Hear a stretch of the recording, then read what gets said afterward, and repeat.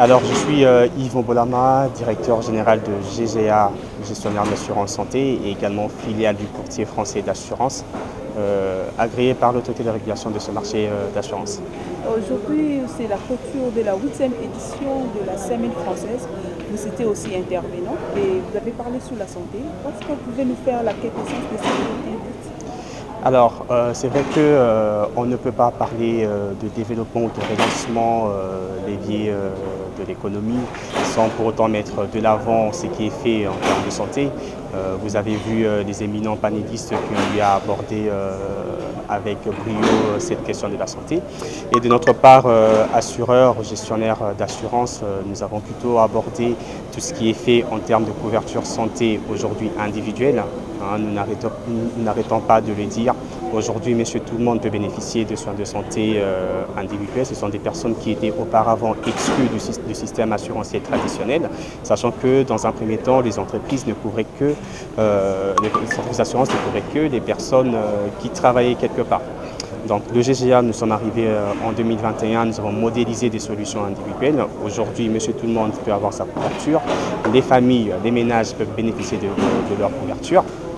Et derrière, étant des solutions qui se veulent de plus en plus inclusives, font que vous aurez pu à sortir de votre poche des frais que vous aurez peut-être dû épargner et pour y faire face en cas de coup dur, mais plutôt avec une petite prime payée auprès d'un assureur, votre couverture vous emmène à pallier à toute situation qui pourrait vous intervenir. Parlons de bénéficiaires. Combien déjà le nombre de la population qui ont déjà bénéficié? Alors très bien, c'est ce que je disais tout à l'heure, le taux de pénétration est encore très faible. En termes des assurances et surtout individuelles.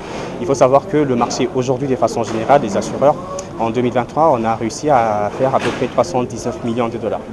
Dans les 319 millions de dollars, la part de la santé en assurance est de 39 millions seulement, donc à peu près 11% de ce qui est fait.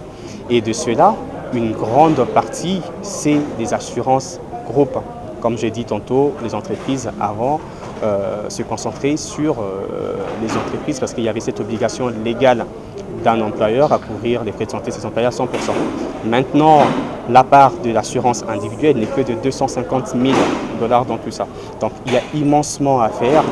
Nous devons nous pousser pour faire comprendre aux Congolais lambda partout où ils se trouvent que GGA est là pour offrir des soins de qualité à très bas coût, vous permettant de vous mettre à l'abri de toute situation néfaste qui peut vous frapper.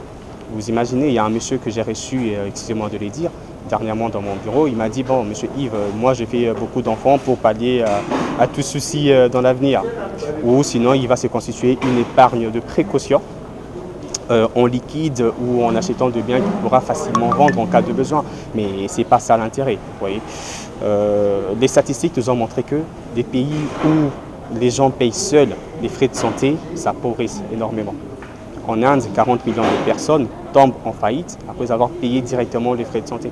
Donc ce n'est vraiment pas ce que nous voulons ici. Nous sommes là pour améliorer la situation santé du Congolais en lui donnant accès à des soins d'hôpitaux privés, encore une fois, de qualité. Quasiment tous les hôpitaux privés de la RDC que vous connaissez, nous travaillons avec eux et à très bon coût.